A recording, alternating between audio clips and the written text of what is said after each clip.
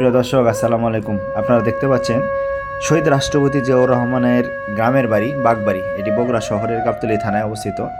এই বাড়িটির সামনে তাদের বংশানুক্রমিক ধারার একটা চিত্র দেওয়া আছে। এখানে প্রধান ফটক আছে, প্রধান ফটক ভেদ করে আমরা ভিতরে যাই। আসলে কথিত আছে, আসলে সর্বজন স্বীকৃত একটি কথা, সেটা হচ্ছে যে শহীদ রাষ্ট্রপতি জিয়াউর রহমান ছিলেন একজন সিম্পল জীবনধারী, অর্থাৎ তিনি খুব মিতব্যয়ী ছিলেন। রাষ্ট্রীয় কোনো সম্পদ তিনি ব্যক্তিগত কোনো কাজে ব্যবহার করেননি, এটা সবাই জানে এবং সবাই স্বীকৃতি করে।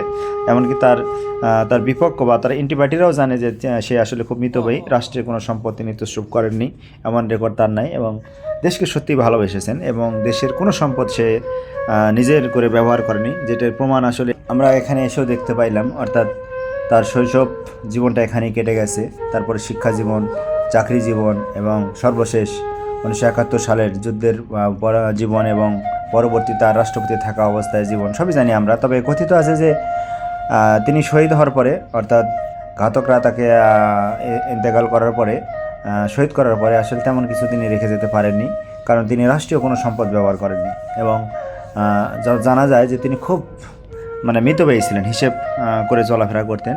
তিনি শহীদ হওয়ার পরে তার আসলে বেগম জিয়ার নামে শুধু মনে হয় 10 কাঠা জায়গা ছিল, তাছাড়া আর বাকি তেমন কিছু রেখে যাননি। এই জন্যই মানুষ কিন্তু বলে যে ভাঙ্গা সুটকেস এবং ছেঁড়া গেঞ্জি দিয়ে তাদের পরবর্তী জীবন হলেও আসলে আসলে তারা খুব সিম্পল জীবনযাপনই করে, বিলাসী জীবনযাপন আসলে তারা করেনি।